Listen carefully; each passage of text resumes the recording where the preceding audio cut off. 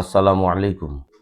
হযরত ইবনে আব্বাস রাদিয়াল্লাহু তাআলা আনহু রাসূলুল্লাহ সাল্লাল্লাহু আলাইহি ওয়াসাল্লাম থেকে বর্ণনা করেন যে, যে ব্যক্তি আল্লাহর উদ্দেশ্যে খাঁটি দিলে একদিন ইহতিকাফ করে, আল্লাহ তাআলা জাহান্নামকে তার থেকে ৩ খন্দক দূরে সরিয়ে দেন।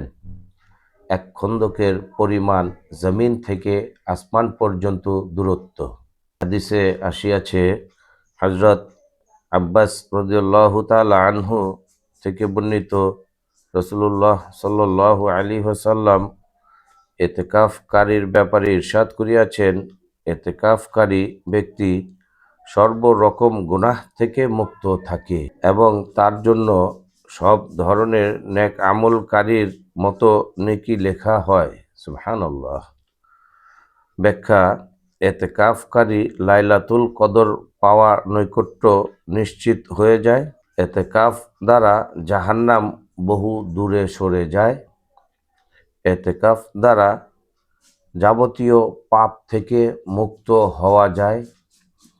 এতেকাফ করলে যেসব নেক কাজ সে করতে পারবে না, যেমন জানাজায় যাওয়া, অসুস্থ ব্যক্তিকে দেখতে যাওয়া, যেগুলো সে করতে পারবে না নেক আমল, জমিনে আল্লাহ পাক নেক আমলের বিধান রেখেছে, সে সব নেক আমলের সওয়াব তার আমল নামায় লিখে দেওয়া হয়, যদিও সে ইতিকাফরত অবস্থায় থাকে। প্রিয় ভাই ও বন্ধুগণ, ইতিকাফের ফজিলত আমরা শুনলাম। ইতিকাফ করে আমরা এ সওয়াবের অধিকারী হই। আমরা যারা ইতিকাফ করার সুযোগ এবং সময় ও সামর্থ্য আছে, আমরা এই সুযোগটিকে কাজে লাগিয়ে নেই। আজ দেখেন সারা বিশ্বের মধ্যে একের পর এক দ্বন্দ্ব, দাঙ্গা, হাঙ্গামা, যুদ্ধ চলতেছে।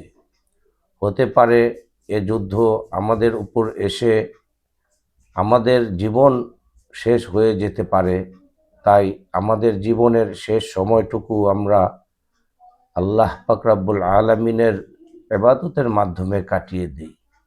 আল্লাহ পাক রব্বুল আলামিন আমাদেরকে আল্লাহর হুকুম, হুজুর সাল্লাল্লাহু আলাইহি ওয়াসাল্লামের তরিকা অনুযায়ী জীবনযাপন করার তৌফিক দান করুক। আমিন। আসসালামু আলাইকুম ওয়া রাহমাতুল্লাহ।